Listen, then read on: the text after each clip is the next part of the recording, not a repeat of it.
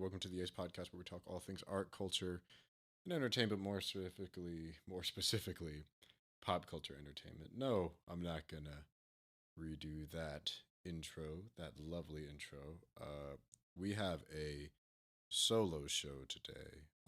It's been a while since you've last heard my late night sultry dulcet tones. I think the last episode was actually a solo show as well. Scheduling his. So let's talk about what's been going on because it's been about a month. Some interesting things have been going on in life. Some job changes. Those are always fun. So I just had an exciting but kind of stressful end of March and start of April. And since then, I realized, and I had a conversation about this with some very close personal friends of mine recently, that my emotional battery, given the fact that my job actually has to do with emotional labor, runs out about every 3 to 4 months, given the intensity and nature and consistency of my workload. So kind of like the more work I'll have to do and the more regular it is, the probably quicker the turnaround will be for it. So in the gap between my old jobs and my new job, and getting paperwork done and just trying to put out content and just being motivated for just general things, I've just taken a really big break from a lot of stuff. I didn't record any shows, haven't done any music. I just put up a new video this past week, so this will also definitely check that out. I did a review of Two Can Play That Game. I'm reviving an old series now that I feel a little bit better about my ability to kind of discuss and review movies, specifically black movies. I also believe I'll be on a podcast with my buddy DJ, aka the rap critic, over on the View Anew Review Anew, I think is the name of the show. So look that up everywhere else that you find podcast. Look at Review Anew, uh, where I was on for the review of Judas and the Black Messiah. So that was a really fun, really interesting conversation, and maybe who knows, maybe I'll get him on this show. But yeah, and I've just been having trouble, trying to schedule with the guys, and it's been a crazy month. It's been a busy month too in the world of entertainment. So let's just kind of hop right into it because we have a lot of stuff, to discuss, a lot of fluff. Um, DC news. So we got a good amount of DC news. Where to start and where to begin? Let's start with some casting news. Pierce Brosnan has been cast as Doctor Fate in the upcoming African Adam movie, Shazadam, in the Black Adam movie. Doctor, so that's really cool. Um, I don't have much to say about it. I've only seen Pierce Brosnan in like a couple projects, but I think he's a talented actor with a very strong legacy behind him. So I'm sure he'll do a great job. I think that's a really good get for them. Now, what is more interesting is that on the Batwoman show, which is currently in its second season, and I still haven't watched any more episodes of that, like I said I would, but she's been recast. So we're not getting Ruby Rose in the future going forward. Wallace Day is apparently the new actress who will be taking up the cowl of Kate Kane. So it'll be interesting to see how they interweave that character into the new show. I can see a little bit of resemblance. She's an English actress, former model, and she was apparently on Krypton. So I hear that a lot of people are kind of excited about that. I am unfamiliar. Wow, God, she's young. Okay, born in '94. She's about a year older than me. But yeah, looking at her filmography, she hasn't been in anything that I've seen. Nothing that, as far as I know. I haven't watched Krypton, so I can't comment on her acting capabilities. But people have said that she's good, she's solid. So I think that'll be interesting. There are some photoshops out and about about her and how she may look for the movie. So those are some interesting bits of casting news. And then we got our first trailer for Suicide Squad. And boy, I am very excited for this movie. I'm very happy with the direction that James Gunn is taking it. I like positive, upbeat movies. I like simple movies, and we'll probably get into some different conversations about what that means later with a certain movie that came out recently. But yeah, I mean, it seems fun, and it's embracing its comic roots, and I think that that's a thing that I kind of have a little bit of a contention with, that some people will call something that's simple or something that's a little bit silly, stupid. I'm like, no, it doesn't make it stupid. Um, I think as long as you're don't break suspension of disbelief and you kind of follow your own film's logic, I don't think that makes a movie stupid. I think you can strike a balance with being, something that kind of breaks suspension of disbelief, uh, or not breaks it, but something that kind of it pushes the boundaries of that, pushes the boundaries of realism, and also has fun with it. The movie looks fun. It has jokes. It has the best Harley Quinn design since God, probably the Arkham games. Jesus Christ. That's her. Okay, so the minor tangent. The red, blue, and black and red thing irritates the absolute dog shit out of me. It bothers the whole helly fuck out of me because her colors are black and red. Now, if you want to, she's worn red and blue, and if you want to do red and blue, do the full red and blue. But you can't. It bothers the shit out of me if she has partially blue, partially pink hair, and a red and black outfit. And they do it. They've been doing it in the comics for years, and I hate it. I hated her Suicide Squad outfits. I hated her Birds of Prey outfits. Now, granted, I give Birds of Prey a pass because the context of that makes sense, and it's in her character to wear clothes like that. I just don't like the costume design of it.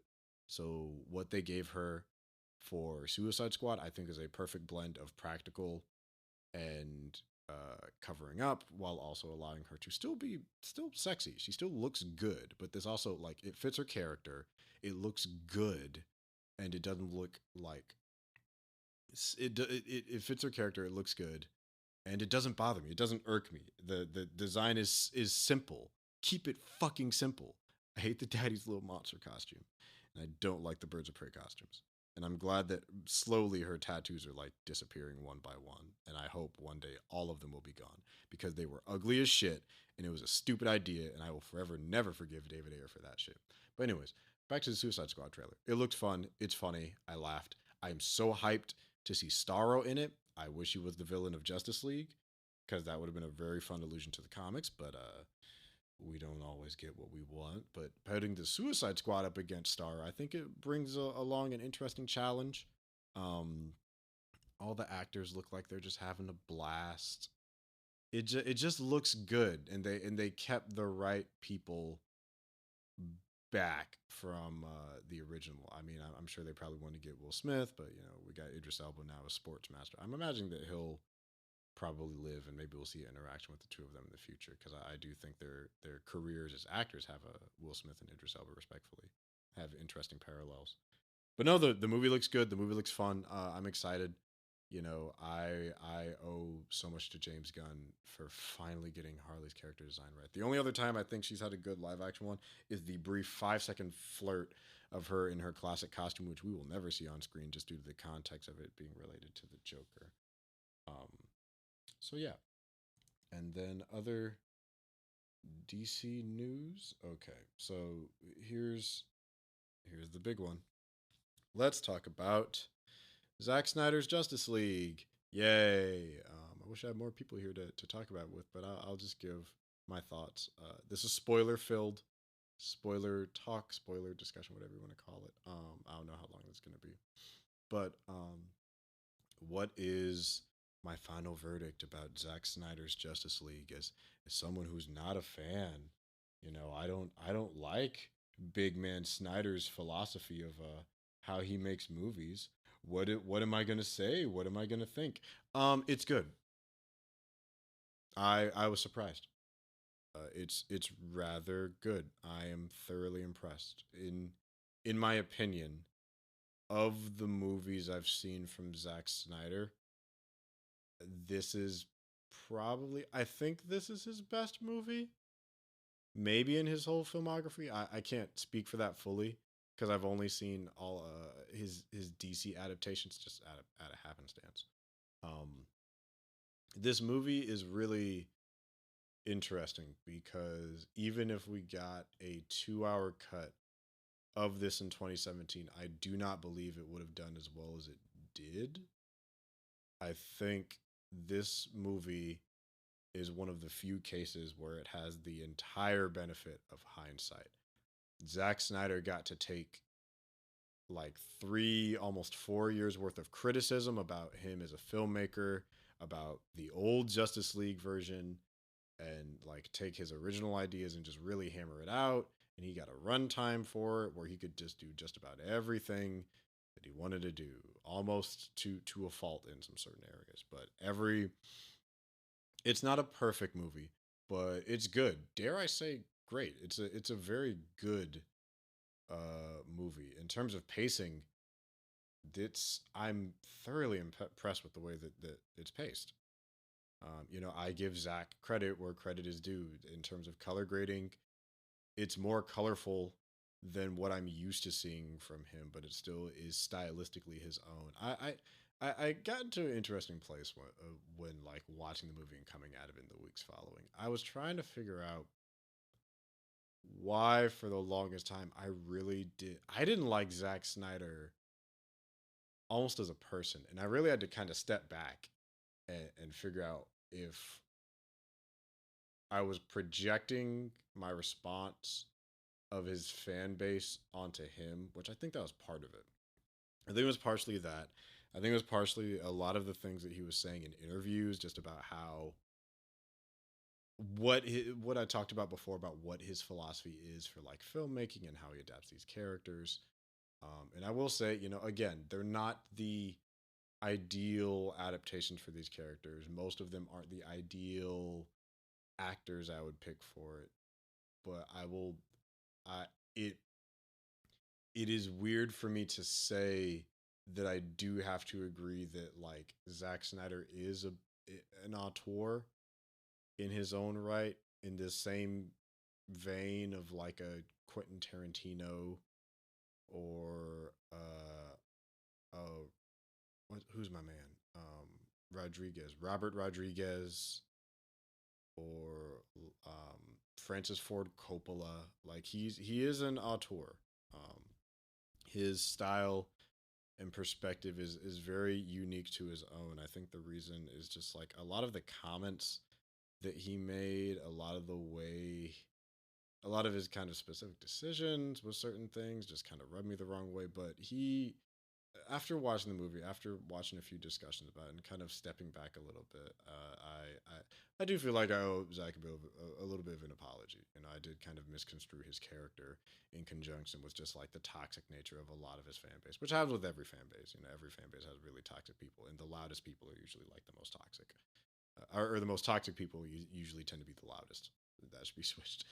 I was projecting that. I was projecting like little snippets, and kind of my own beliefs about just like these characters and whatnot in terms of how he views them in a direction. So back to kind of moving away from Zack Snyder. I think the movie works in a lot of ways. I feel it's weird. I'm kind of 50-50 whenever someone's like, "Oh, this is the heart of the movie. Oh, this character." Oh, and cuz I usually end up disagreeing with it, but I understand what people mean by that cuz it's rare for me to kind of be in a situation where I'm just like, "Oh no, that was the heart and soul of the movie." So like in that respect, Cyborg, and we may, I guess we'll have to also address the robotic elephant in the room about what was just going on. A document came out from the fuck. Okay, a document came out from Variety, an interview with Ray. Okay, sorry, my Notifications going off. Ray Fisher talking about going into a little bit more detail about his experiences at Warner Brothers and kind of some of the negative things that happened to him. Which I'm like, okay, I understand your perspective a little bit more. It's still not exactly as thorough as I really and candid as I want it to be, but it just seems like a lot of the higher ups are really, really shitty and dumb. But I will say, in regards to that, in relation to Justice League, yeah, Cyborg's character, I wound up having an entirely different acknowledgement and respect for coming out of it than I did going in. Like, thinking about the 2017 version, he was kind of a MacGuffin. In this movie, Superman is more than MacGuffin. Uh, but Cyborg, tragic. But we see way more of Cyborg. We see way more interactions between him and his father and him and his mother. We see what the relationships are like. Things are built in. Cyborg turns out to fit into Zack's philosophy about the whole DC of us, modern mythology, gods amongst men thing, because he turned Cyborg into kind of a new god. And I'm not saying that to reference new god. I mean like American gods concept of new gods as a thought form of a new deity, wherein his is routed in technology. Cyborg becomes one of the scariest superheroes I have ever seen put to screen based off implication alone. Um, just by the fact that with his mother box powers, he can tap into any technological system on Earth and beyond. He can talk to alien tech, but with that means like he could break economies. He could start and end wars with a thought, with a snap. He could destroy or create economies out of thin air. Like if he wanted to bankrupt Mark Zuckerberg and give all of his employees all of his billions of dollars, he could do that. If he wanted to, he could change laws in theory. It depends on where those records are kept. But if there's digital files, like he could get into, and I've also been, I watched Doom Patrol too, which fantastic, fantastic fucking show. Oh my God, I'm so late on that. Such a great show. And in that show, Cyborg is radically different character. Similar in the note where like, yeah, he can hack into stuff and he occasionally like uses it to unintentionally stalk people. But this Cyborg, Ray Fisher Cyborg, something else. Also, all that booyah bullshit. God, that was so stupid. It's just like, no, Ray Fisher has to say booyah, or else the kids won't like it. Like, fuck you and fuck them dusty ass kids. But like, yeah, it'd be cool if Cyborg said booyah, but that's not gonna make or break the character for me. So Zack Snyder's version of Cyborg, infinitely better than the original. His flashes is a little bit better. He is more tolerable now. And speaking of which, the Flash did go into filming, as is Black Adam. They're both filming right now. So I guess we'll see more of that as time goes on. Zack Snyder's version definitely made Ezra Miller's version of Flash at least tolerable. A lot of the forced humor is removed. He has a couple of pretty cool sequences. The one with Iris West was like both cool and weird, but that was already kind of a deleted scene. Which was, I think that's one of the better uses of slow motion in the movie, which that's something to talk about, is Zach's kind of over reliance on slow motion. Batman has, who am I? Oh, Aquaman. Let's go to Aquaman too. Aquaman he's okay. He does a little bit more in the movie. He's definitely one of those areas where the slow motion is a little bit abused, especially like this isn't slow motion, but there's a holding shot on just some like Norwegian women swinging as he goes shirtless into the water. So that's fucking silly. Apparently, about 30 minutes of this movie is slow motion, and you could cut that down. I'm just like, yeah, yeah, you probably could. And I'm like discounting the Flash stuff. Yeah, this movie has a lot of slow motion. Like he's very very thorough. Okay. Who was I talking about? Aquaman. Yeah. So Aquaman is in this movie. He's fine. I mean, Jason Momoa. I think his solo film does a better job at kind of characterizing them. But he certainly exists. He has a couple different kind of character beats that are interesting, that kind of make him a little bit more sympathetic. Mara has a British accent, which is very funny in this movie. But she does have a cool instance when fighting. Fuck, I'm already forgetting the villain's name because it's not Darkseid. Oh, um, shit. What's the whatever the villain's name is? It'll come to me. But yeah, I mean, she has a really cool moment in their fight where she uses her powers. I'm just like, wow, that's dope. But I'm also very kind of critical of Amber Heard right now.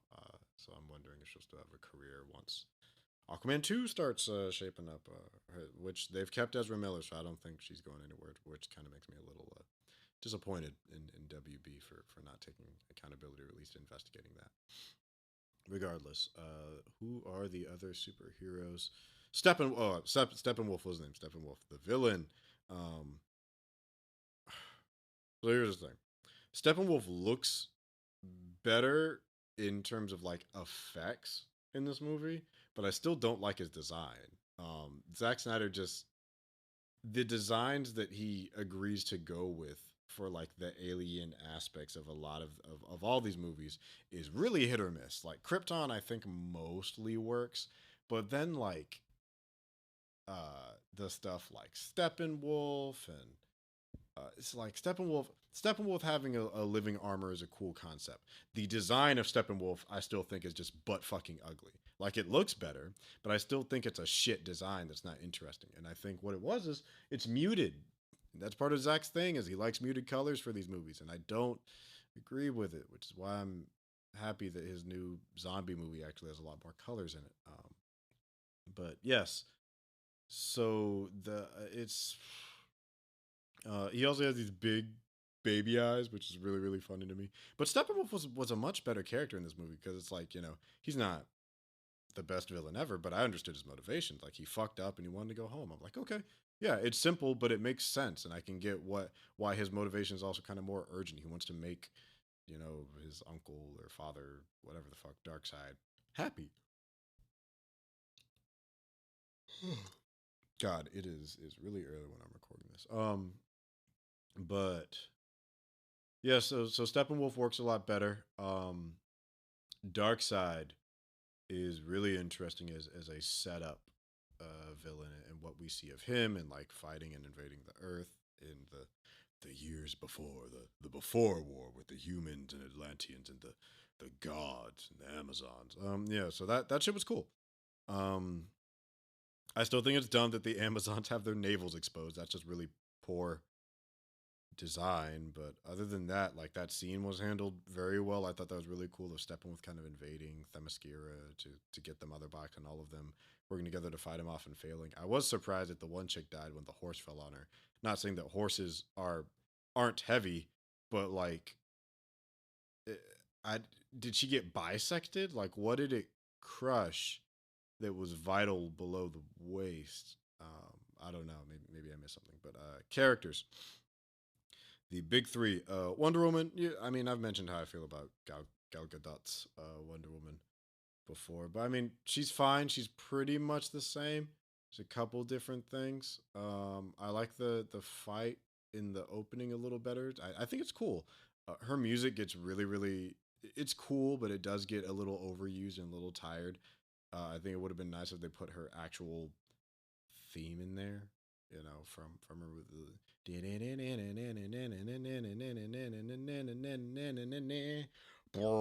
like that would have been cool. I don't think we really got that. We got this weird operatic thing. It's very Zack. But yeah, she's all right. Superman, kind of a MacGuffin. Works better in this movie. Still can't stand Amy Adams, Lois Lane, which thank God she's not in this movie a lot. She has a weird ass, kind of pointless scene with Martian Manhunter. It is what it is. We'll let it be what it is. Martian Manhunter didn't really need to be included in this movie, especially with his scene at the end. Apparently, it was supposed to be Green Lantern. It's like that would have made slightly more sense, but like you probably you couldn't have the scene of John talking to Lois as Martha. I don't think it was entirely pointless, but it was just kind of random. And then the like appearance of Martian Manhunter at the end. I think aside from Cyborg and Flash, the most interesting other character in this movie is actually Batman.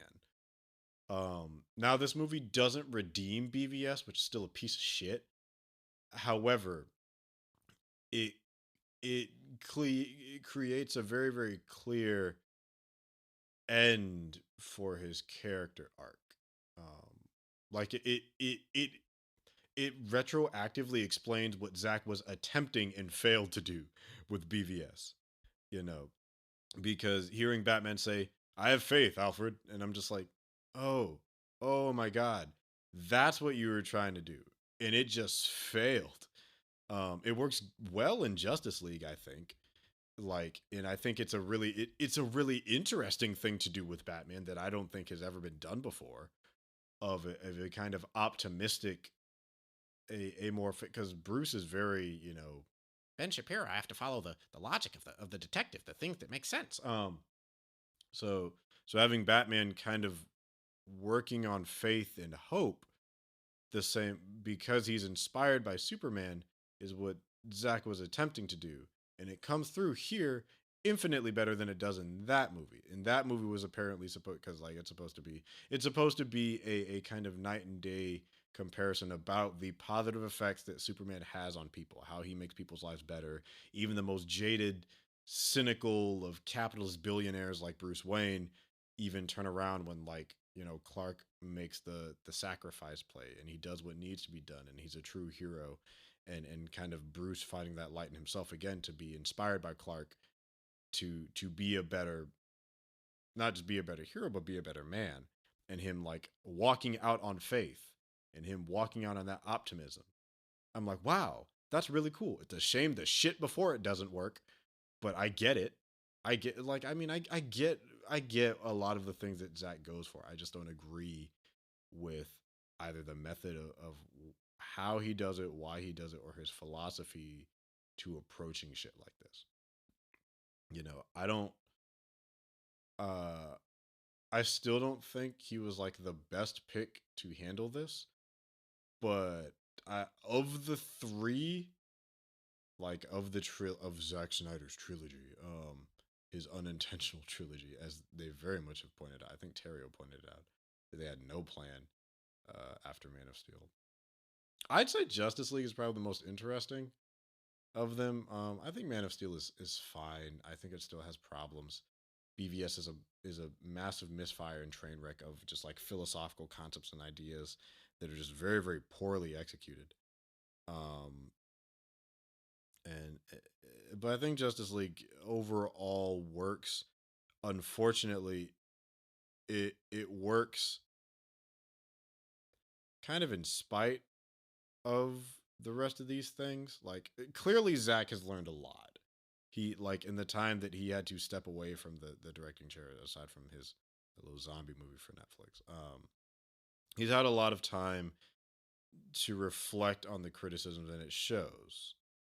Especially in this movie. This movie is it's serious, but not overtly, not to the point of almost like grimdark stupidity. At least in my opinion.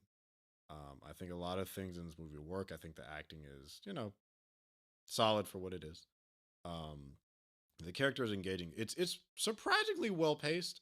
Even though you could cut out about like 30 minutes of slow mo, I think it's still like for a 4 hour movie. It didn't feel like 4 hours. I was getting my hair done the entire time.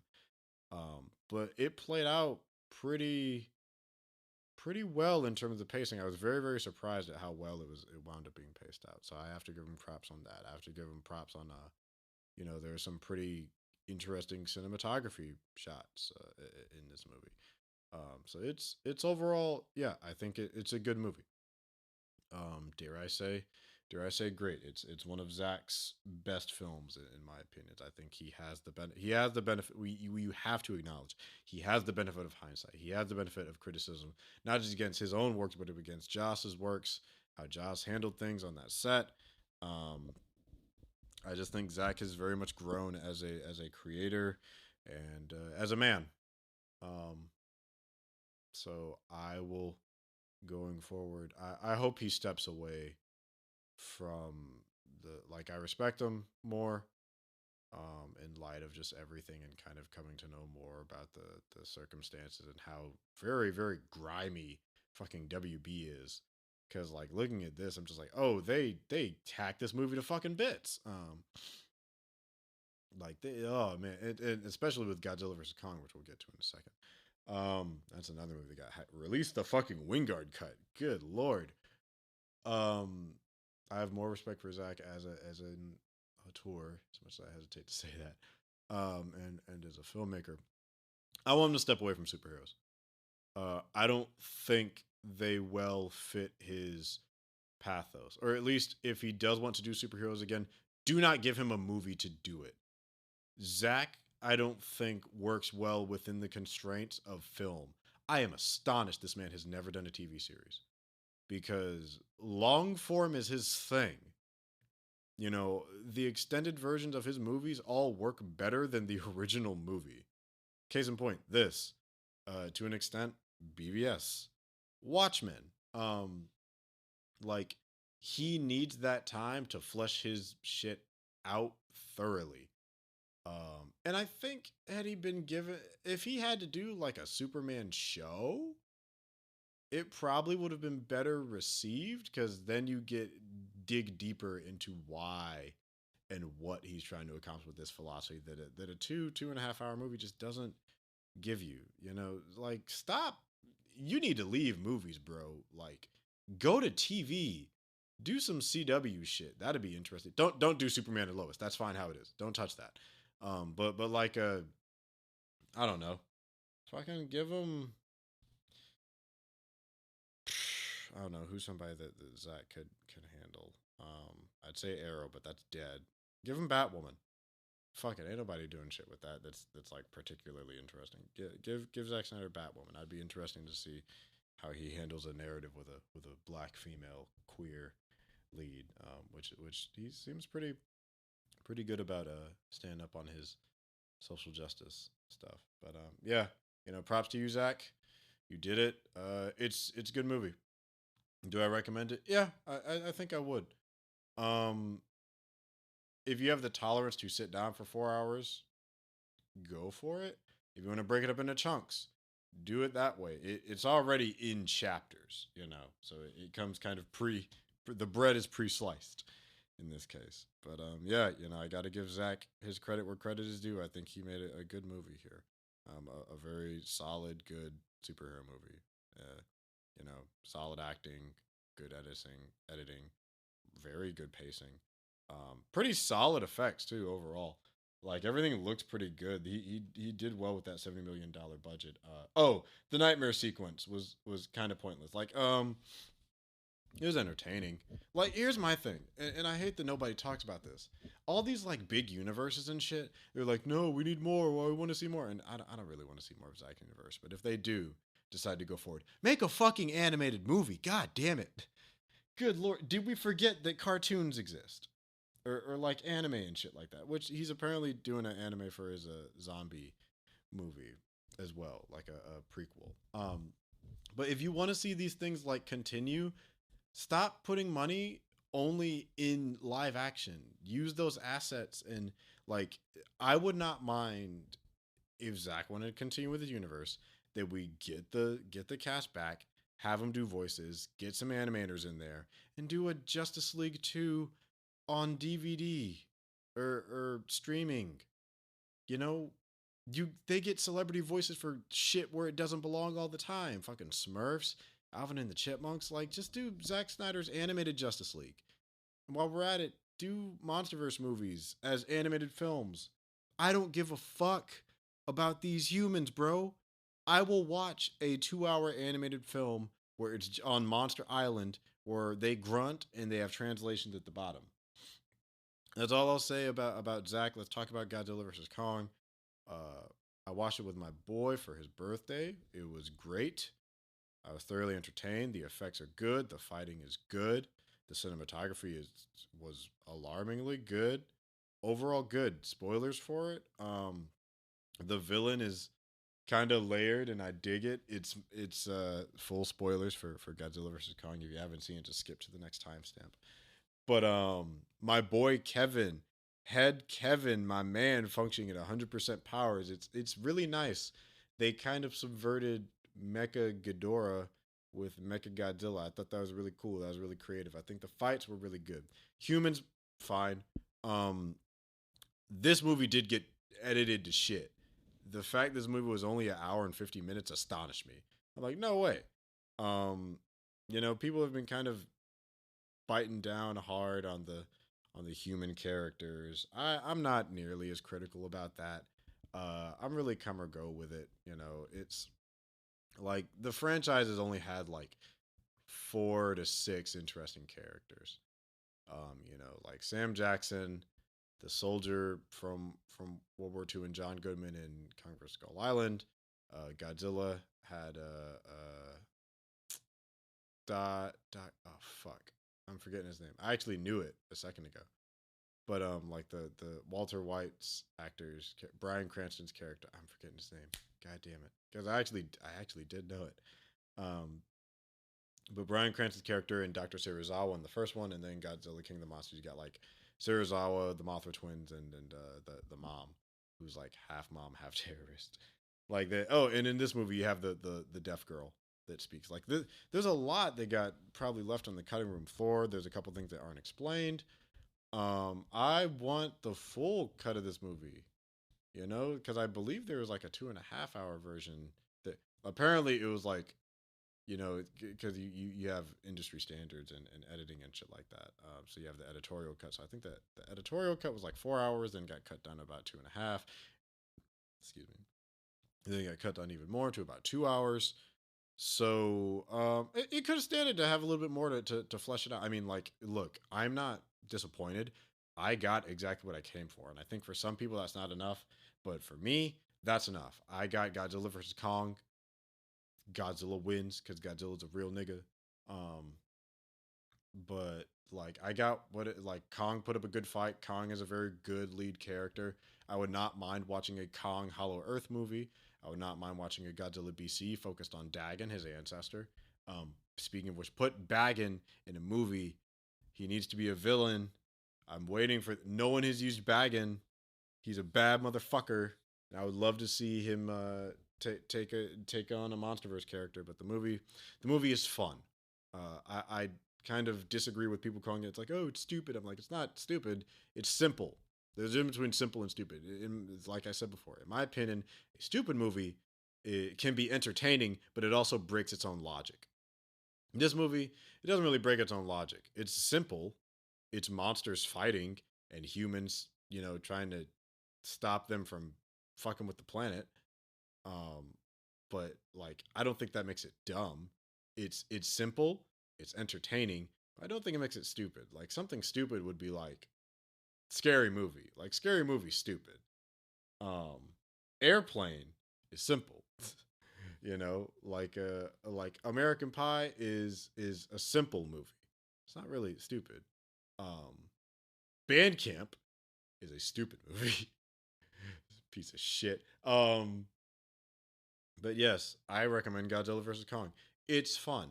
I may watch it again, although I only have like a week to do so because it leaves the streaming service, and Mortal Kombat will probably be up in a couple hours. So that's all I have to say on that one. Also, I can't find a Mecha Godzilla toy for the life of me. I really want to buy it. His design very much grew on me over time, so I'm impressed with it. I'm impressed with I mean, like, moving the mic. Oh fuck. Ah. Shh. Boy, this show certainly moves different when you don't have people to kind of bounce things off of. Otherwise, we'd be here for hours upon hours and hours. Because there's so much shit to talk about. But yes, Godzilla vs Kong is a good time. I believe. I think it's fun. I don't know why you would ever go to see a kaiju movie for okay, an American kaiju movie for the human characters aside from Pacific Rim, because I will say that's legitimately a great film. And the second one is garbage. But like, no, I barely watch the Japanese ones for the humans characters. They're not trying to, aside from Shin Godzilla, none of them are really trying to say anything. They're you're there for the spectacle. You're there for the event. You're there for the. It's like a boxing match. I don't go to the boxing. I wouldn't watch a boxing match for the presenters. I'm not going there to watch fucking Joe Rogan speak about MMA. No, I'm here to see motherfuckers throw hands. That's what Godzilla versus Kong is. It's two bad motherfuckers throwing hands. It's been 60 years. And that's what I got. And I'm very satisfied and I'm very happy with it. And I want to go out and buy merch and get a copy of the fucking movie. So the people complaining about the human characters, I don't, it doesn't bother me as much. Like learn to have fun, goddammit. I hate the climate right now where it's like fun is almost outlawed. Like things can't be simple and enjoyable, and you have to be critical about everything. You can't just like it, you son of a bitch. You know? Oh well, the human characters were a little bit flat. Yes, but the effects on Godzilla and the cinematography of like his tail smacking a pilot out of the air is fucking chef's kiss. It's beautiful. The movie's not about them. It's not called the Monarch Plan or the Apex is fighting the Titans. No, it's called Godzilla vs Kong.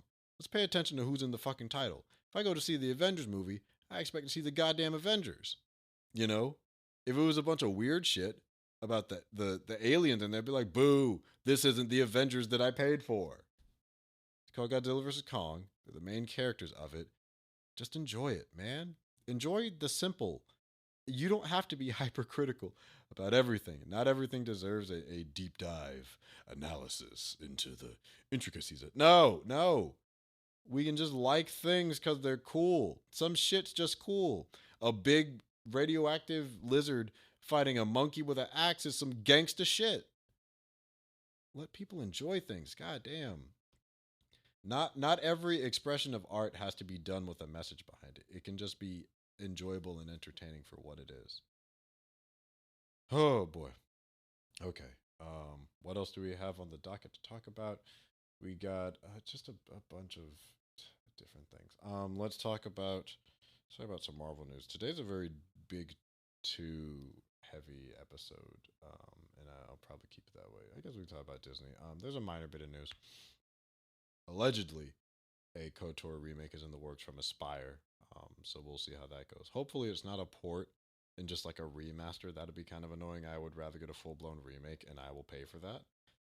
I'd pre-order that shit because I mean I know I started. I finally beat Cyberpunk and that was fun. Um, it crashed during the credits, so if that's any message to you about the current stats of the game, so I had to redo the last mission. But now I'm playing Nier. Funny enough, because the new Nier game I believe comes out today as I'm recording this, so I'm sure a lot of people have been playing that. The reviews have been coming in pretty positive. So yeah, give us a remake of KOTOR. I'm still mad that Hyperion's remake got killed by the mouse, but if it means that Aspire may pick up the assets or some of the staff from that and giving them some work, then I'm all for it. But other news, the Shang-Chi trailer. They say it's a teaser. They said it was a teaser. It's a goddamn trailer. It's a trailer. If you're showing me stuff from the movie and the plot, it's a trailer. Stop calling it a teaser. Oh, it's supposed to tease you. It's a trailer, motherfucker. It looks great. Is it Shang-Chi? I've been hearing people calling him Shang-Chi. I've been calling him Shang-Chi for years. I'm like, what the I thought it was Shang, not Shang. I don't know. Somebody out there correct me. I'm excited. The cinematographer for this has an amazing track record. Fucking phenomenal. He did Matrix, Spider-Man, and Evil Dead. This man is a fucking wizard. The action looks good. The cinematography looks better. I think Marvel is very much taking a lot more of the criticisms to heart, and we'll get into that in a little bit more too. Um, Regarding just how they shoot movies, how they handle villains. I think it's interesting to have a kind of father-son relationship because I believe in this version, Shang-Chi is the son of the Mandarin, and we get to see the 10 rings. The 10 rings are bracelets instead of rings now, which I think is interesting. I think it's an interesting approach. I think they did it just so it wouldn't remind people too much of the Infinity Gauntlet. And I think the only time I've actually seen the Mandarin recently was like a decade ago when I watched Iron Man Armored Adventures. And like, yeah, it's a shame that Iron Man's not going to fight the real Mandarin, but putting him in a Shang Chi movie is interesting. I'll also be curious to see if they put Iron Fist or allude to Iron Fist, and if we'll get like Fin Fang Foom and try and set up some other stuff. But no, movie looks very very fun. Looks very very good. It makes me want to cosplay Shang-Chi. So I'm hoping that this kind of garners a similar reception to Black Panther. Not granted, with all the COVID shit, it may not the going out for it may not be as good. But seeing little kids dressed as Shang Chi, being able to see my half Asian nephew potentially dressing as Shang Chi is really cool to me. Giving him a superhero that looks like his mom to look up to. I think that's cool. I think the representation of heroes is cool. Like of the movies that are supposed to be released this year, Shang Chi is the one that I'm actually most excited for because I love martial arts movies. I love action movies. So like a Marvel fucking martial arts movie, fuck yeah, sign me up. I'm all the way in. I like the cast. I like the cinematography that I've seen so far. The stuff that it's alluding to. Like I want this to be as big as Black Panther and Captain Marvel. Especially because Shang-Chi is way more of a nobody and you get a lot more flexibility with that character. Like, no offense to the Shang-Chi fans, but I'll say that, like, the average person probably doesn't know who the master of martial arts is. But he looks good, and the costume is interesting. Kind of cool. It alludes to a couple different iterations of what I've seen of him. Now, it's been a couple weeks, and as I'm recording this, it hasn't gone live yet, but the Falcon and the Winter Soldier has been airing for the past 5 weeks, and I think it's great. I know you, I know you heard that pause. Like, oh, what does he like it? Does he not? No, no, I quite like the show. Dare I say, I may even like it more than WandaVision. Um, let's talk full spoilers. Full spoilers ahead for Falcon and the Winter Soldier, which is currently show. So what a lot of people don't real this show it particularly episode 5 hits me in a lot of weird personal places. Episode 5, and I might rewatch it once I'm done recording because I've been telling myself that I want to sit down and rewatch that episode. Uh, but episode 5 may be one of my favorite Marvel things ever, or at least in recent memory. Let's talk about it. So, like the first episode, we got New World Order. Kari Skoglund has been knocking it out of the park too with the directing. So God bless her. She's doing a phenomenal job with that. Who? Sorry, I have to check real quick. Who the fuck wrote episode 5? Delon Muson. We'll get to that when we get to it. But it sets up the wow. A white man wrote that. That's amazing. Um, so episode 1, set up, get reintroduced to Sam and Bucky, what they've been up to, what they've been getting into. We also get the introduction of Joaquin Torres, who, if you're unaware, again, this is gonna be full spoilers for everything that we've seen so far, except for the last episode because it hasn't gone up yet. It'll be up an hour and a half, from when I'm recording this. We meet the terrorist organization of flag smashers. But we get a really cool action sequence. We get the reintroduction of Batroc de Lipia. Sam, gives up the shield. All that is well. I don't know. The overall, I think it's a great introduction to show us what Sam and the state of mind that Sam and Bucky are in going into everything. And then at the end, we see the U.S. government being the U.S. government and betraying a black man's trust and taking the shield and training and making and having a new Captain America, John Walker, played by Wyatt Russell. And can we talk about how good Wyatt Russell is in this show? He is so phenomenal in this role of as John Walker.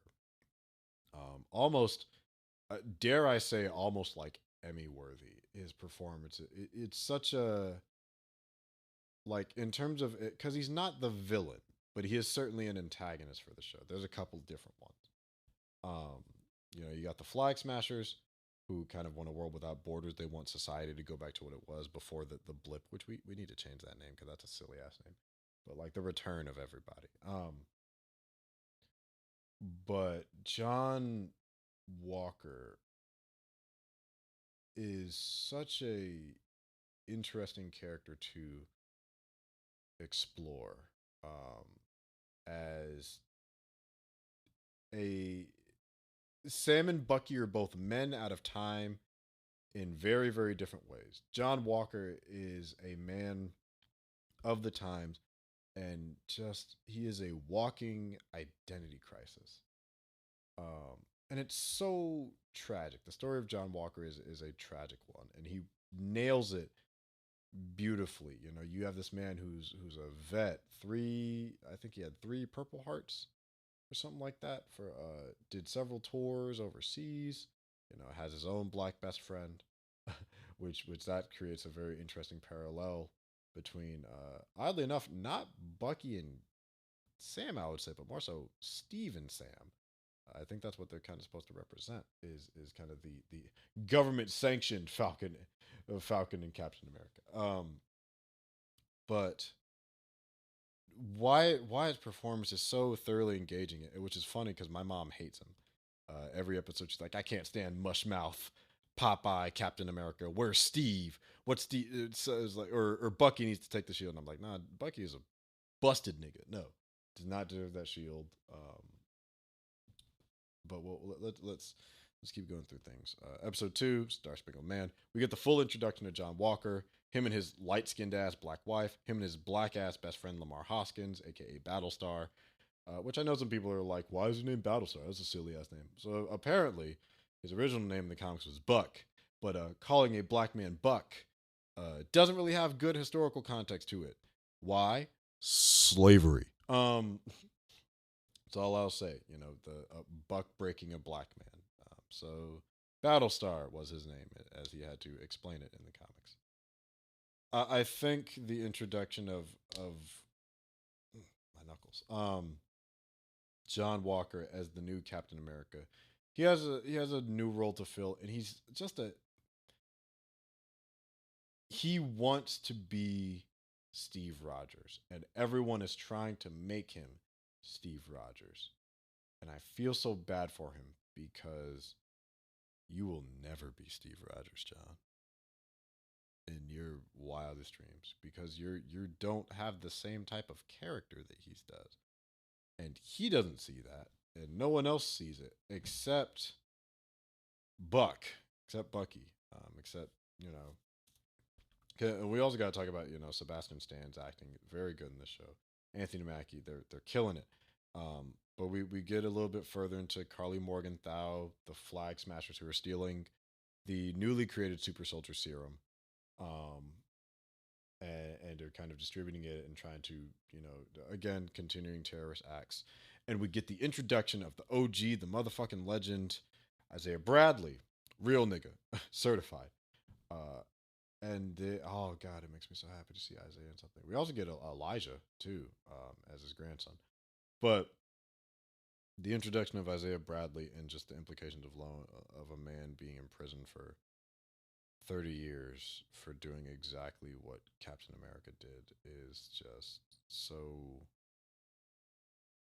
darkly true to the way that America kind of treats the negative relationship, not just between America and its veterans, but also America and black veterans, these unsung heroes that just are forgotten to the sands of time, or just abused by the system. You're talking about, like, why don't black people trust big pharma and medicinal systems? It's one of the big reasons why I understand why a lot of black people are kind of distrustful of medicine, just because historically it hasn't shaken out too well for us. Case in point, Tuskegee syphilis experiments and Henrietta Lacks, which are the biggest illusions I believe that are going in for Isaiah Bradley as a character. Again, well acted, phenomenally well acted, and we get the reintroduction of Duran Zemo, which leads us into episode 3, the Power Broker. Zemo busts out. They're trying to get information on the Flag Smashers. Um, Zemo. Oh God, Daniel Bruhl in this role is so damn good. So he's very likable, and I think that's what makes him as a deuter antagonist. Um, Very very interesting because he moves in a way where he's like in his has his own intent, but he never has anything to lose really. Like he has his own goals and motivations for helping Sam and Bucky, but he doesn't really have anything to at stake in the whole matter. Like he broke up the Avengers. He won. And even he, either in this episode or in the next one, it freely admits that like Steve is the only example of a super soldier going right. Um, but overall, he believes it's a curse, a kind of an absolute power corrupts absolutely kind of mentality, which you can understand Zemo's philosophy, but inherently it is kind of flaw. The absolutism is the problem with this, and it's the same issue that Carly has as a terrorist. But we get to see Zemo dance. I didn't even notice that till people pointed it out. That he was dancing. We get the reintroduction of Sharon Carter. She's good. She's interesting. A lot of people are theorizing that she's the power broker. I guess we'll know when the episode comes out fully. But yeah, and they're in Madripoor, which is really interesting. Which apparently is just Atlanta with extra steps, which is very funny. But they find the new scientist who's been making the new super soldier serum. Zemo kills him. We get some very good action in this episode too. I believe that Derek. Okay, so the screenwriter and creator of John Wick wrote that episode. So that explains kind of some of the that episode and the next episode 4 were both written by him. So I think that's why the cinematography in it is actually pretty solid. I think he might have had a bit of a hand in there. I don't know, but we'll have to see. But yeah, episode 3, solid. And then at the end, we see some Komoyo beads on the ground as they're in Lithuania, and we see Io of the Dora Milaje. And so episode 4, I believe, opens up with Io, you know, and Bucky in Wakanda as we see him finally free from the shackles of his brainwashing, as she reads the words to him, and now we catch up. The Dora give Bucky 8 hours to use Zemo. They're trying to take him in for killing King T'Chaka, as they fucking should. Totally understandable. Zemo does end up finding Morgenthau at a funeral for a big leader in the Flag Smashers, and Sam is trying to speak to Carly by herself.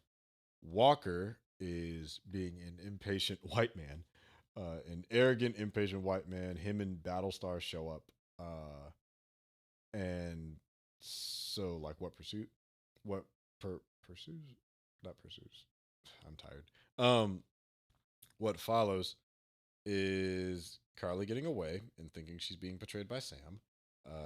And so, they end up going back to things, and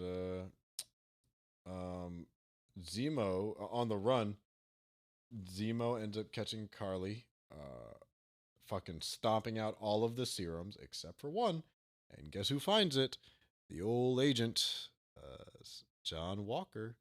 So he takes some serum with him, and in a separate they end up he rejoins with them. They're like, fuck, you lost it. And so the Wakandans end up coming for Zemo.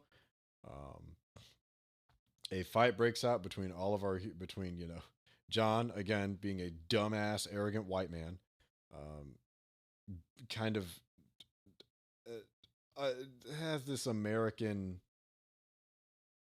we as Americans have this kind of boldness and hubris about us where we think that, oh, we really are top shit until we think we're Billy Badass till Billy Badass comes along, and that's what happens.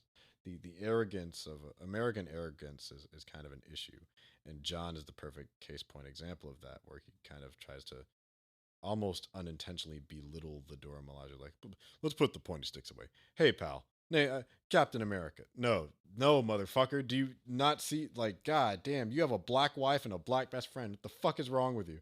Um, fucking touching Africans and shit. So a fight breaks out. John Walker gets his ass handed to him entirely.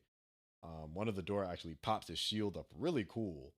And I'm just like, bitch, take it with you. It's yours. So all that is great. Zemo escapes. Battlestar gets his shit pushed in. Just all throughout this episode, he gets ruined. Even Sam and Bucky have to get into the fight. Bucky learns that his arm can fall off with a simple passcode key in, like Woody. There's a snake in my boot. Toot toot toot toot toot toot. Arm fall off, boy. Sam puts up a decent fight. Battlestar doesn't at all. And yeah, so now the Dora are pissed because the Zemo is gone. They leave the shield. And we get an interesting conversation between John Walker and Lamar Hoskins about it's like, hey, if you had the super soldier serum, would you take it? It's like, yeah, man, I would take it. I would take it in a heartbeat, man. You know how fast our mission would have got done overseas if we had the serum with us? So unintentionally, Lamar ends up pushing John to actually take the serum, which he does. They kind of get another lead on where Carly might be. Carly wants Sam to meet her alone. Some shit goes down. Niggas get chased. Lamar gets captured. Blah blah blah blah. Jump cut. Like I know I'm skipping around a lot of shit because I just really want to talk about episode 5 because I love the hell out that episode. But I'm trying to remember my place. I'm so fucking tired. Lamar gets killed by a kick from Carly. Such a bad way to go out. And John, hyped up on his serum, doesn't know how to act. Starts flinging the shield left and right, chasing after her. And we get kind of a scene that I guess is a little bit foreshadowed. And one of the guys is on the run, and he's just in the path of John's lust for blood. John doesn't care who dies. His best friend just got murdered in front of him in cold blood by someone who is now very much a terrorist. And there's a lot of good conversations, I think, between Sam and Carly, and just kind of about the ethical nature of things and decision making, like how absolutism works, which is kind of a parallel between Carly and Zemo. So an interesting, almost ironic one. But John ends up essentially delivering a public execution of one of the flag smashers. And it isn't the flag smasher that killed Lamar. So did he kill a terrorist? Yes, but he killed the wrong one while Carly actually watched off the sidelines. And escaped, and like a crowd forms, and we get this haunting, beautifully done haunting shot of just John Walker with a blood covered shield. It gives you chills. It's so good. The moment is so grim just because you see him early in the episode. He's like, I actually used to look up to Captain America when I was little. So it's kind of heartbreaking in that sense to imagine somebody taking the mantle of one of your heroes and killing you in just a rage filled cold blood. And that's kind of where things end. So now let's get to episode 5, which at the time of recording is the most recent one. Episode 5, like I said, is one of my favorite Marvel things ever, because and the fact that this was written by a white man thoroughly impressed me. Written and directed by white people. I'm also surprised that Disney let him get away with this. Like, they've been making different illusions. Like, Bucky actually gets arrested. We get a very bone chilling police interaction for a moment between Sam and Bucky, but I think they played it well and played it kind of funny, where the white guy gets arrested instead of Sam for being abrasive and just loud. But we open with the fight between John, Falcon, and the Winter Soldier, and man, John Walker got hands. John Walker can fucking fight. Especially when he's hopped up on this serum. He almost beats him. He rips Sam's wings off. It's a crazy, it's a heavy, it's a intense fight. And it kind of makes you realize that some of the weaknesses and flaws, well, not flaws, but a lot of the weaknesses that Sam Wilson has as a man. And I think that's one of the things highlighted in this episode. I think episode 5 does a great job at showcasing why Steve picked Sam and what it is that makes Sam so different from somebody like John or someone like Bucky. And it also shows a lot of the mind of the characters of John and not John, of Steve and Bucky as their own characters. So they do end up getting the shield. John Walker gets stripped of everything, and my heart broke. Like, I know a lot of people don't like John. I actually like John Walker. I think he's a fun antagonist. I don't think he's a villain, but I do think he's an antagonist for Bucky and Falcon. I felt so bad for him, and I'm glad that he said what he said. He's like, "You built me," essentially. Like, I followed all of your rules, every mandate. I did everything you said to do. Um, he's like, you built me for this. And when I'm sitting there watching the episode, I'm seeing, and the problem is, like, it's because America, we be killing terrorists, but the problem is that he got caught doing it in public. The issue is not the crime. The issue is that he got caught. No matter what they're gonna say, it's like, oh no, you shouldn't have done that because it's a bad look for Captain America. The optics, blah blah blah blah. No, that's bullshit. That's bullshit. We send people overseas all the time to murder left and right. Political assassinations, left and right. Been doing it for decades. The problem is John Walker is a public figure representing the entire country, and he killed a man in what looks like cold blood, regardless of him being a terrorist. It's just not good optics, and he lost everything. It's kind of like interestingly enough, kind of the Derek Chauvin case that happened recently. He got all charges guilty, and while I do think it is nice that justice finally, finally kind of kicked in to hold a police officer accountable, a lot of my mindset is because they were scared that city was going to fucking burn. It's a preventative measure. It's a preventative measure from the powers that be. So looking at John Walker, I feel so bad for this man because he gave his life to the service and got nothing from it. He got nothing but stress. His best friend died. He got no benefits from risking his life, not just as Captain America, but long before that, as a veteran of these United States.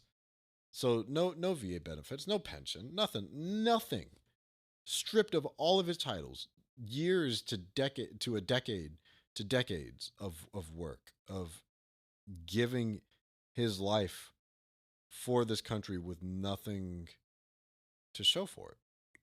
And it breaks my heart to see that in real life, and that was one of the benefits of just like when I was going through school, is I was around a lot of veterans who kept me educated on this stuff, and it's something that I don't think about often is my relationship to veterans, just because it's really weird, and I'll get into that in a little bit. But John getting stripped of his titles, it just made me sad because I'm just like, you built this man to be a killer. Like, say what you will about it. It's like, oh, they're protecting our borders, blah blah blah. But it's just like, yeah, they are, and I I respect anyone willing to put their life on the line for any sort of military service. That's fucking balls. It couldn't be me. It could not be me. Like, the amount of stress and just like the camp alone, and then just getting out there and just being like, yeah, I am risking my life for millions who will never even know what I did. So John losing that is, I'm just like, this is such a spit. And like, I'm like, yeah, good, the government is holding somebody accountable, but man, like, everything, and like his rage in that moment makes sense to me. Now, granted, his behavior before was definitely a white man's arrogance, but it makes like he has the pressure of everybody wants John Walker to be Steve, including John Walker. He wants to be Steve so bad, and he will never be Steve. He will never be accepted by Sam or Bucky or anyone from another nation. Every time he's like, "I'm Captain America," and he has to keep telling himself it. Like Steve is just like, "I'm Steve Rogers." Like Captain America, anybody can be Captain America, but there's only one Steve Rogers, and John just can't separate the two. You know, it's not the suit that makes the man. It's the man in it. That's why Steve was such a great guy. Even Zemo was like even yeah, he's an outlier. He wasn't corrupted. And I'd argue to an extent, but Bucky too. But we'll get into that.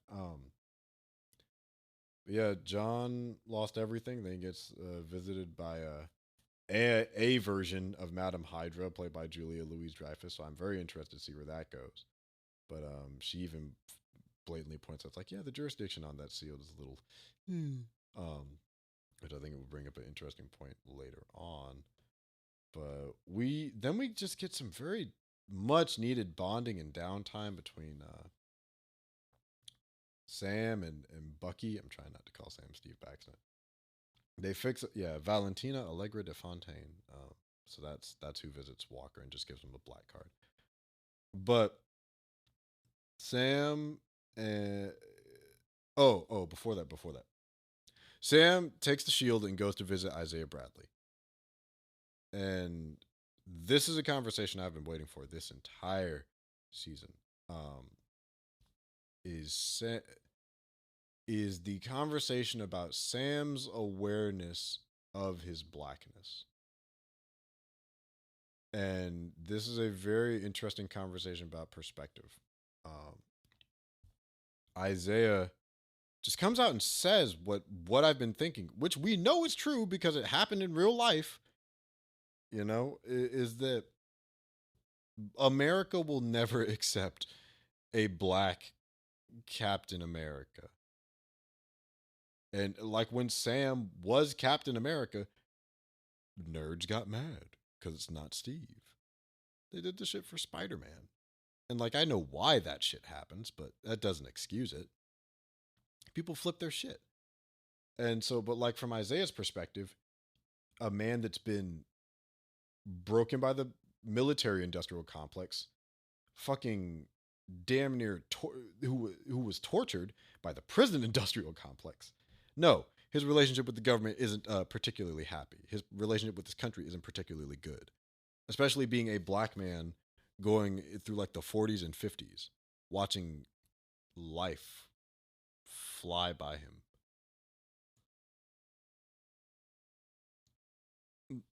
That's it's Isaiah's viewpoint is reasonably pessimistic.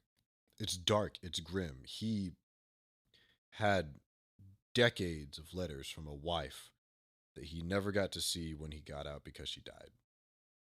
While he was inside a prison cell, rotting, being tortured for doing the exact same shit that Steve Rogers did and was lauded and applauded and seen as a hero for going in there and saving his man. Like, those are my brothers.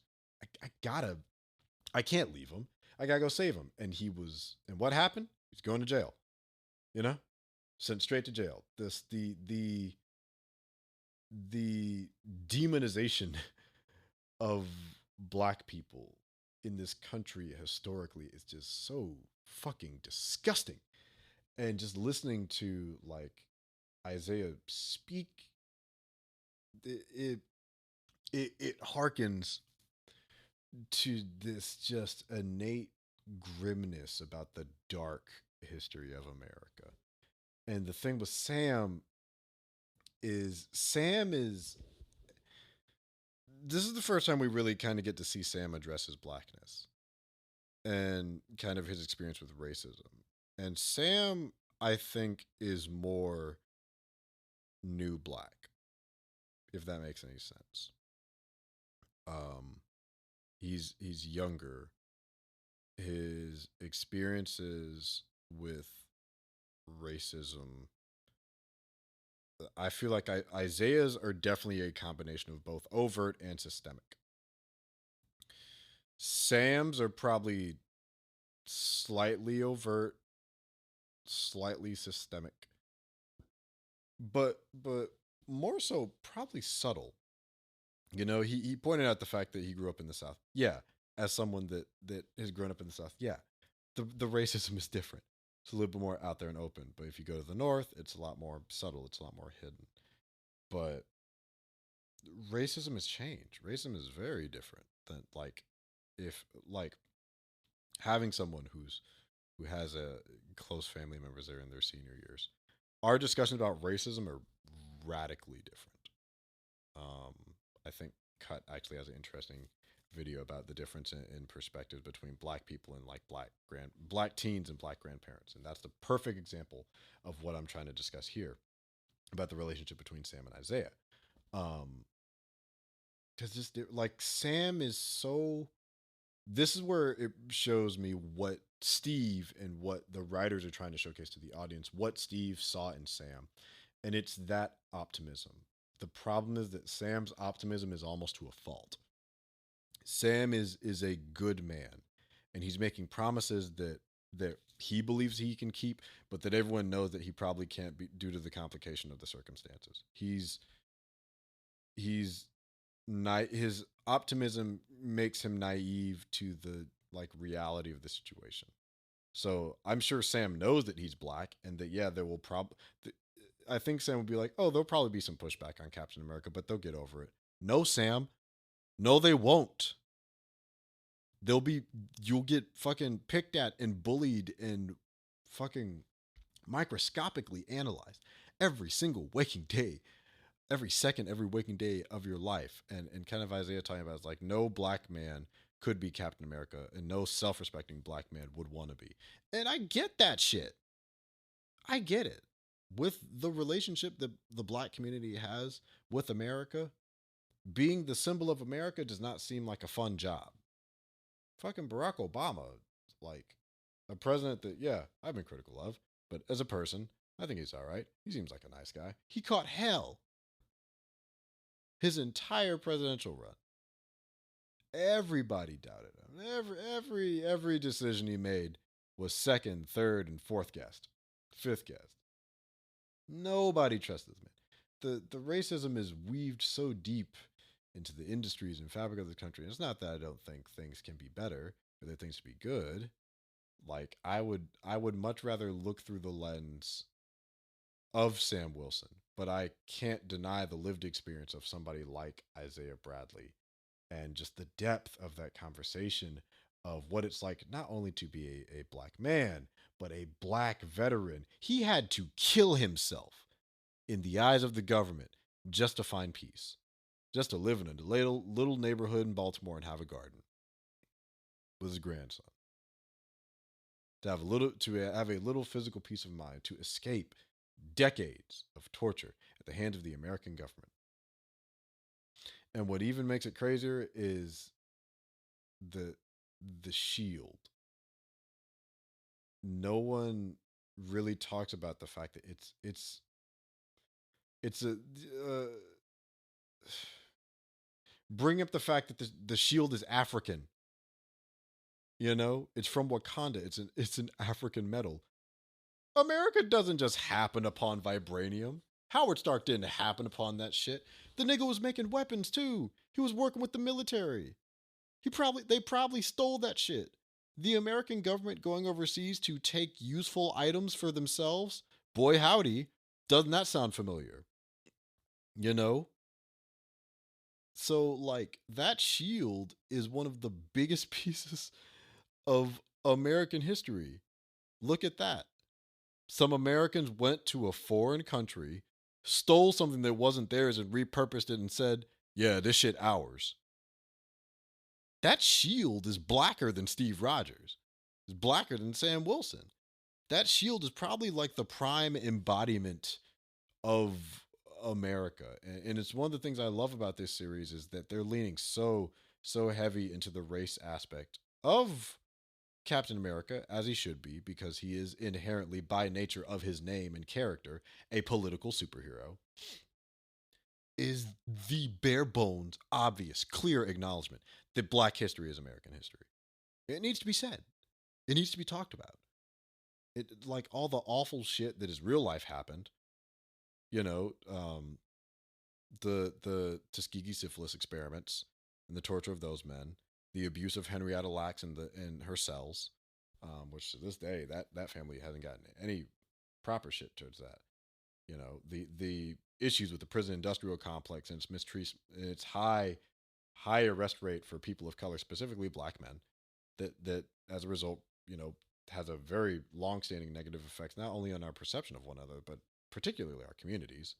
The military industrial complex and how it preys on those at-risk black youths now more than ever, um, to just kind of wring them dry of cheap labor and lives.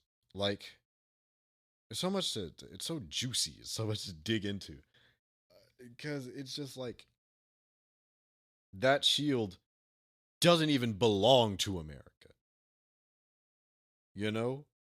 Thinking about the legacy of black people as stolen goods. And yet, and yet, Isaiah having the willingness to go back for his men. And the thing that I will acknowledge that I respect about Sam is his tenacity here. I don't think Isaiah is wrong, even if Sam does. Because, like I said, Sam is new black. Sam has that young optimism in him. That is what Steve saw. Steve saw that at the end of the day, above everything else, character. What the thing that I've always said, in my eyes, in my opinion, what separates the different Captain Americas in the comics, or at least how I would write them, is what they're supposed to be. Steve Rogers is supposed to be the peak ideal. He is American idealism at its best. You know, he's a good man. He's a good leader. He's strong, he's brave, he knows when to step up and when to step down. He's a great planner, he's a good tactician, he's a good fighter, but he's just genuinely a good person. He stands up to bullies. You know, he's peak American idealism. He believes in freedom and justice for all. For all. Doesn't matter who it is. He fights the bad guys. He's a simple man with simple morals. He does what he believes is the right thing to do. He is peak American idealism at its best, and I can to an extent respect that. I can respect what it's supposed to represent. Um, Bucky is Cap is military. He is Black Ops. He is the realistic version of, he's what America hides. You know, Bucky, like Winter Soldier, White Wolf, whatever the fuck you want to call him. Bucky as Captain America is stealth killer man.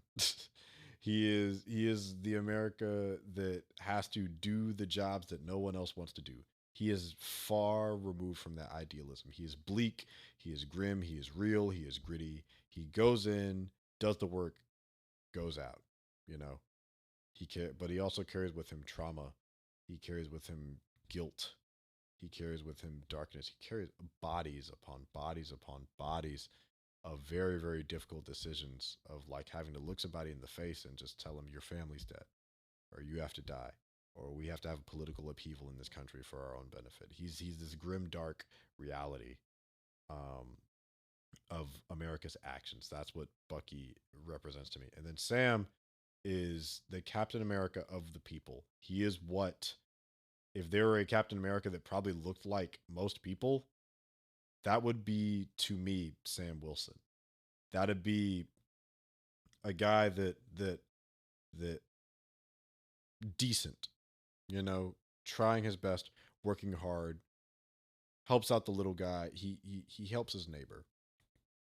You know, he's not idealism. He's optimistic realism, which is kind of what they do in the show. He's real. He's down to earth, even though he can fly. But tis. But he's down to earth. he's relatable. You can talk to him, and not everybody's gonna like him. Not everybody's gonna like his decisions. He's real life America. He's street New Yorker America. He's guy from your neighborhood, you know, giving water to people that attract meat America. He's your neighbor. He's your friend, and not everybody likes your friends. You know, he's trying his best. He wants to be American idealism, but he can't. He's American reality. You know that there's a lot of bad, and not everybody's gonna like it, and not everybody's gonna agree. But you have to try. You know, he's optimistic realism for America, and that's what I think Steve and Bucky saw in Sam, and I think that's why Bucky kind of concedes, aside from the fact that he thinks that relationship with the Shield is the last of his relationship with Steve. Yeah, no, that whole scene, phenomenal acting, phenomenal writing, insanely phenomenal undertone of just like it's very much a what's not discussed, and that's not even the end of the episode. Then we get Sam and Bucky, going to fix the boat, just spending a lot of great quality time together. We get more fleshing out of Bucky's character, and Sam and their relationship. They start to bond, which I think is great. They're even passing the shield around. Um, and Bucky, this is where I think it's a really interesting character moment for Bucky and Steve, because Bucky just apologized to Sam. He's like, "Look, we didn't know what it would mean for a black man to carry the shield," and that's where it kind of hits me. And I had an inkling of this before, but Bucky and Steve, even coming out of the 40s, um, are just good men. Not even for their time, just in general, to the point where they're it's a flaw. And this is also part of Sam's problem is that he can acknowledge issues, but he thinks that his perseverance will supersede it. He thinks that the quality of his character will supersede it. Steve and Bucky, for their times, and then flash forward like 40, 50 years, they're good men where they look right past that shit. Like there's color, there's like diversity awareness, and then there's color blindness. And I think Steve and Bucky are kind of colorblind. And they don't mean it in a negative way where it's like, "Oh, I don't see color." No, they see the quality of character. They don't see Sam as like, yeah, they're like, "Oh yeah, Sam's black." But like they don't see him as Sam the black guy. They see him as Sam, my buddy. Sam, a good friend. Sam who helps out, in his community. Sam who talks to veterans. They acknowledge the quality of the character. Meanwhile, the rest of fucking America will see a black man before they see anything else. They will see stereotypes. They will see hostility. They will see danger, threats, blah, blah, blah. That Steve and Bucky don't see. And they have to take accountability for their negligence in that matter, because it's like, yeah, that could kind of do some harm if you're not being aware of the climate right now. It's different in the 40s where we were all united to fight the Nazis. Things were quote unquote more black and white then. I'm not saying there's a pun. It's just like there was a good, there is a bad, even though they don't talk about the Japanese in those internment camps. But like there's a right and there was a wrong. Like I feel like Steve saw Nick Fury and was like, okay, yeah, that's the man in charge. Steve would see a LGBT youth, a queer youth, and be like, hey, keep your head up. You're strong. You're an American. You're a good person.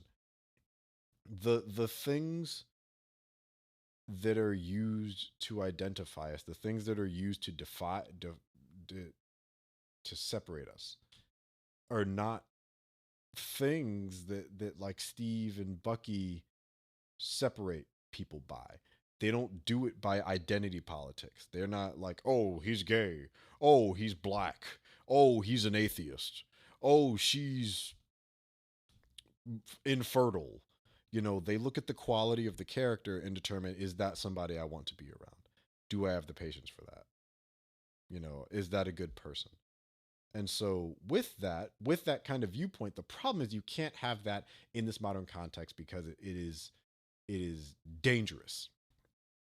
You know, you can't not see it because it's such a hot button topic because people's lives are affected simply by how they look. People's lives are changed just by the language they speak. You know, like the Derek Chauvin case happened in Makia Bryant was shot the same day, a victim of police brutality in a community. Probably why? Skin color. Definitely played a factor. Stereotypes about, and she was a girl, a little girl. You can't look past it when it's so ingrained into a lot of the problems. You know, Steve and Bucky skipped civil rights, Black Panthers, um, the uprisings of like Native Americans, all these significant. So they missed the crack epidemic. They missed Reaganism. They jumped from the 40s to 20. Like yeah, Bucky was killing, but he wasn't present.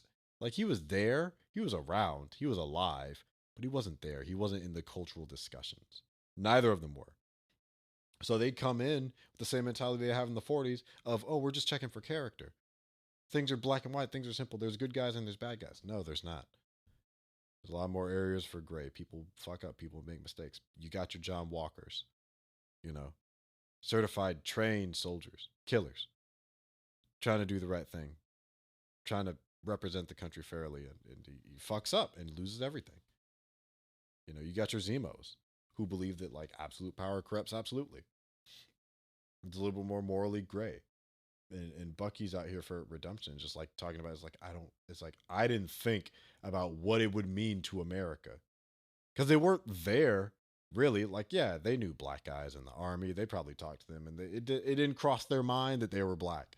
Like they might have been aware. It's like, oh yeah, I hope they treat that black guy like anyone else. But by the time all that shit was going down, they're just like, no, no. So I think that was another beautiful, that was a much needed thing because I don't think only Bucky needs to acknowledge it. Sam needs to fucking acknowledge it. You're a black man representing something that shouldn't. It's like seeing a black police officer. It makes people question whose side you're on. You know, seeing a black police officer, seeing a black politician. There are certain positions of power where, when minorities are seen in those positions, you have to wonder whose interest that they have at heart. Do they have interest in maintaining the system? A system which has historically been known to oppress people that look like them? Or do they have the people's interest at heart? It's not the same as the system. It's a much longer, much more arduous fight, you know? So a black man is Captain America. That means a lot of things. But I mean, it's cool. Because we also get the sequence of like after they're throwing the shield and having that great conversation, we see Sam train, learn how to do the flips, as they say on Is the Mic Still On, niggas be flipping. But just the image of Sam's nephews, you know, touching the shield. Like I felt it because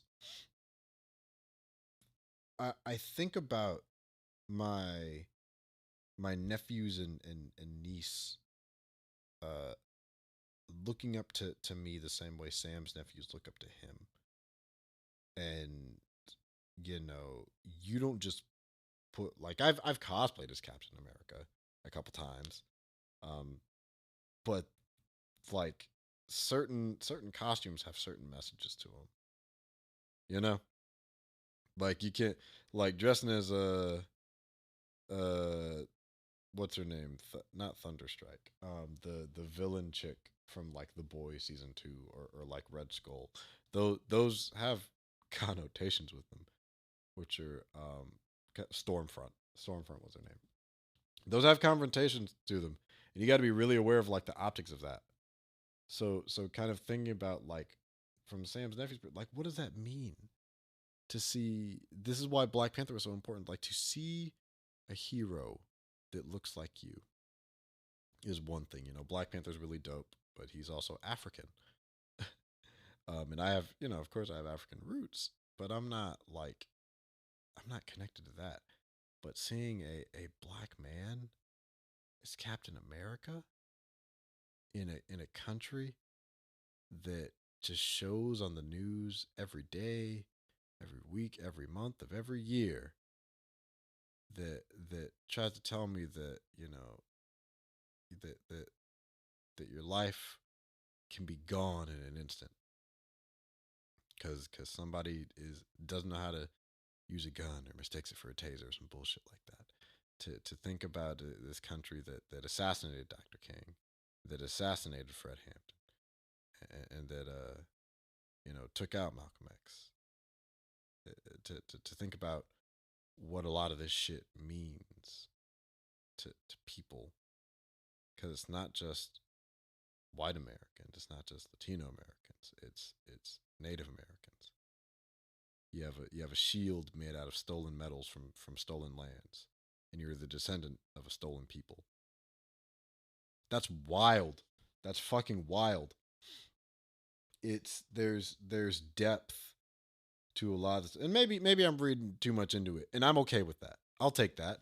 I'll take that. But like the image of thinking about what a good role model means for black children is such a powerful image. I love it so much because it makes me think about myself and just like a not just a black man but or a black hero but a black veteran. Sam's a vet. That was another thing that kind of hit me in a weird place because I forget like I'm direct lineage to a vet. Not my parents, but my grandfather's like Sam. My grandfather was Air Force, you know. So I'm looking at Sam Wilson. I'm just like, fuck, that nigga could be like my grandfather. You know, I know like actual military people make fun of the Air Force all the time, but like nonetheless, that's still something. You're still serving. So it's just like to see a black veteran taking it like a black man that put his life on the line for the country to take up a mantle and potentially be the most hated man in America because he wants to do the right thing is admirable. It's highly admirable. And I think that's what makes the storytelling in this episode particularly compelling because it's not so much of like there's so much that was said that needed to be said, but then you think about it and it's all of the shit that's not said. It's just some of the shit that you see and that you feel. You know, seeing those two kids play with the shield is like one of the things that kind of proves against what Isaiah was saying. They will never accept a black America, a black Captain America. But you see the boys playing with the shield, like, oh, that's fun. Oh, that's cool. I've had kids take photos with me dressed as Captain America because a black man is Captain America. That means something to people, you know? Like, yeah, there's Steve Rogers, but a Captain America that looks like me. Like, they have that comic now, the United States of Captain America, and people are like getting in random tweets, like, oh, a gay Captain America? Oh, they're pandering. Oh, a black woman Captain America? They're pandering. Like, there's different motherfuckers that live in America, okay? Gay people gonna be gay. I Black women exist and black women's lives matter. God damn.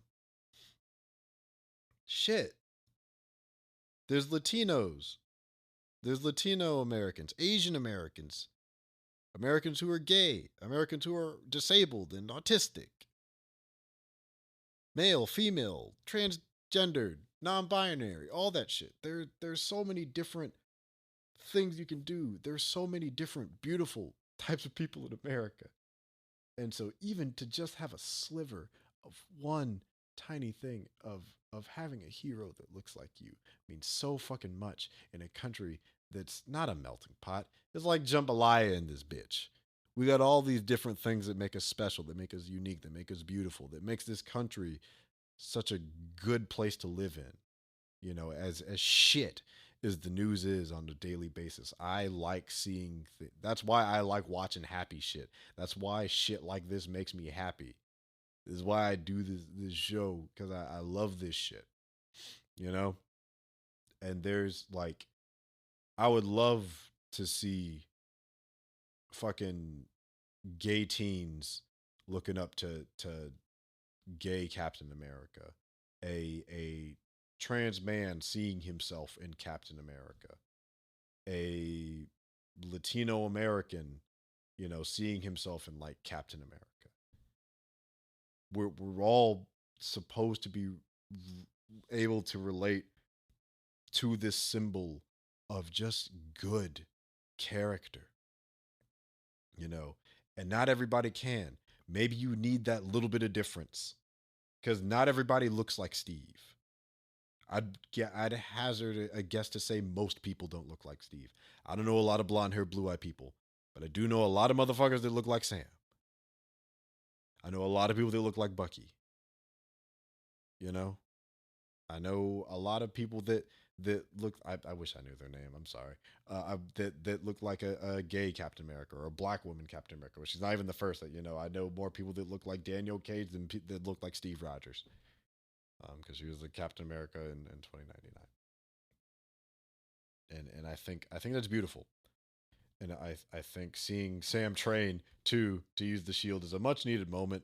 A lot of people were like, "Well, how did he get so good at flipping? He must be using the serum." I'm like, or he could just train. Like, here's another thing. People forget that like black people are pretty good. If it wasn't for toxic masculinity, black men would dominate gymnastics. I swear to God. Like, look up videos. There's plenty of videos of black men doing gymnastics incredibly well on concrete, in sneakers, risking life and death just to do some flips. Some incredibly talented flips. They'd be on tennis courts flipping and shit, going left and right. Niggas be flipping, and they're fan fucking tastic at it. I would love to see more black gymnasts, man. I mean, we got some amazing black gymnasts on the women's team. They're like Gabby Douglas before she retired. She was, and who was the other one? The flying squirrel. Like, they were both amazing. Love to see it. But yeah, so the episode, to get to the end of it, kind of closes out. Agent Carter releases Batroc de Lipia. Links up with Carly. She goes full terrorist. And we get a post credit scene of John making his own shield and kind of leaning into the U.S. agent. I don't know. I just love this episode. I think it's great. It's beautiful. It's just so good. It's so good. The layers and depth of this shit. Oh, I love it. It makes me excited for the last episode. I don't know, man. There's so much good. There's so much that works here. I'm sure in the future I'll come back to it, but yeah, I'm excited. I'm digging Falcon and the Winter Soldier. Episode 5 blew my socks off. Major props to Kari Skoglund and Dallin Musson, and I can't forget Malcolm Spellman, who is killing it. Like, this show is clearly black, and thank you, Disney, for allowing him to go as blickety blackety black as he possibly can. Um, yeah. So, is there anything else? Invincible has been airing. I'm not going to talk about it too much. Maybe I think I'll wait to the end for that. But I will say, if you're not watching Invincible, you need to start because it's fantastic. It's such a great show. It's an amazing show, and I love watching it week to week to week. I might rewatch.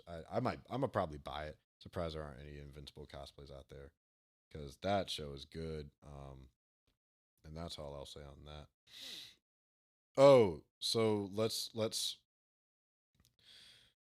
whew, okay. I do want to talk about some real life stuff. Um, just two things that I thought were interesting in the news. One, Bad Baby turned 18 and started an OnlyFans. Um, I don't know. It's not my job as a grown ass man to police a now legally adult woman's body, but it does make me uncomfortable at the speed at which not only that she decided to make a pretty serious decision regarding monetizing her physicality, which again, she's an adult now, that's her business, but it was like 6 days. And she made $1 million. What bothers me more is like how many people were like, "Oh, I've been waiting for this," like an EDP 44955 in the chat and shit, being gross. But just how many people were kind of creeping and waiting for her to turn 18, and how much money she got, which proves that there were a lot of people waiting for her to be of age. I don't know. That just makes me very, very disturbed and unsettled. Um, yeah, I don't. Kind of rubs me the wrong way about just kind of the intent of a lot of people online. It's not good. It's like, yeah, she's legally 18, but she looks 14 to me. She looks like a child. I think that's just going to be the case for maybe forever. Happened with Ariana Grande, so you know, she just no. She looks like a baby. I'm good on that. What she does with her body is her business. She made $1 million in 6 hours, which is fucking insane. Fucking insane, and on another level, very gross. But God bless her, I guess.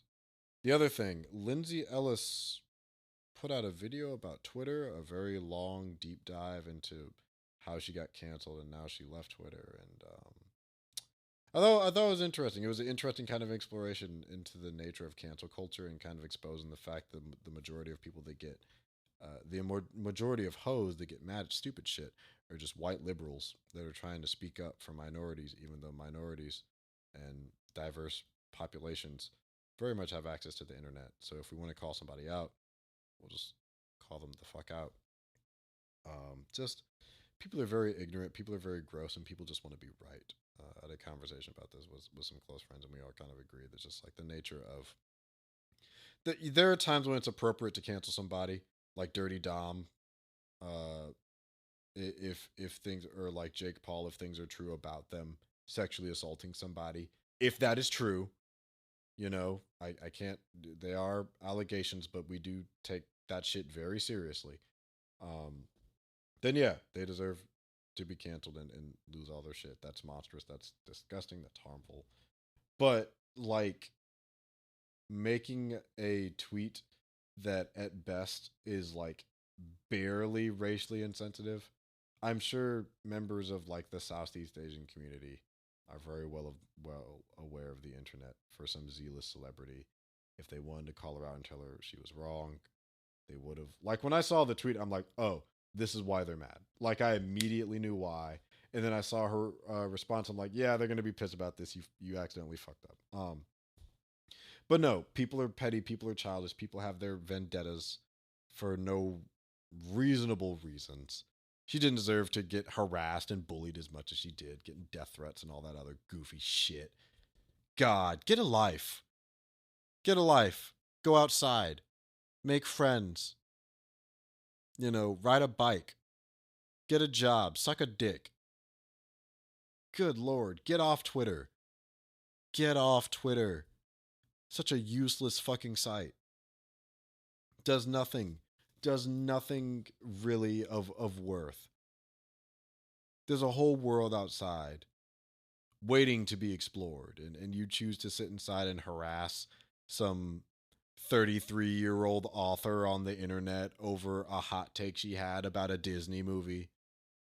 They don't care. They really don't. There are actual problems outside. People are dying. Okay? We can't trust medicine. People are scared to breathe in a Walmart. There are actual problems out there that need to be solved. The earth is on fire. Like, go fix some shit that matters. You know, talk to your local politicians. Get some reform done. Get some community centers up. Actually make a change that matters. No one gives a shit about you going on Twitter and harassing someone over a hot take over a cartoon movie with a dragon in it at Aquafina. Jesus fucking Christ. You people are sad. God, people are sad. Yeah, it's an interesting watch if you have like 2 hours to kill. She does a really good job going in depth, especially about the the rape rap I think that was an interesting conversation piece of. It is definitely a case of you can't excuse it, but you can understand the context of the situation. It's a lot more nuanced than it looks. It was some of them just like, oh shit, I do remember hearing about this. That's gross. But you know, hopefully Lindsey is in a healthy state of mind. Hopefully she's doing okay. Wishing, I'm a fan of Lindsey. I've been following her career since her CA days. I think she's very much improved as like a writer and a creator. So I'd be curious to maybe check out her books or something like that. But yeah. Um, Rest in peace to DMX. Rest in peace to Black Rob, and rest in peace to Shock G. We have been losing legends left and right. And rest in peace to Makia Bryant and I believe I want to say his name right. Don, Dante Wright. Yeah, rest in peace to Dante Wright as well. Um, you know, very clear here. Black Lives Matter. Black lives will always matter. Um, need some reformation in this country. You know, reformation and accountability and access to proper services and proper training. Um, on that relatively somber note, I do want to say, if you stuck around through the end of the show, thank you for listening to the solo show of the Ace podcast. If you ever have any comments or questions or anything, feel free to DM us on Atlas Comics Elite on Instagram and leave a comment wherever with the hashtag AskAce. Try and get to it. Try and answer it. But make sure you like the show and follow the show and share the show everywhere possible. Thank you so much for listening. There's another reminder to like the show and share the show and comment on the show and follow the show and let your friends know. And let me know your thoughts about any of the topics that I discussed today or anything that you feel like I need to hear or I should discuss on the show. But with that being said, I've been your host, Will, aka Will the Greatest. Please find me on all my social media at Will the Greatest on YouTube, Will the Greatest on Instagram. I don't have Twitter. But you can find me on SoundCloud.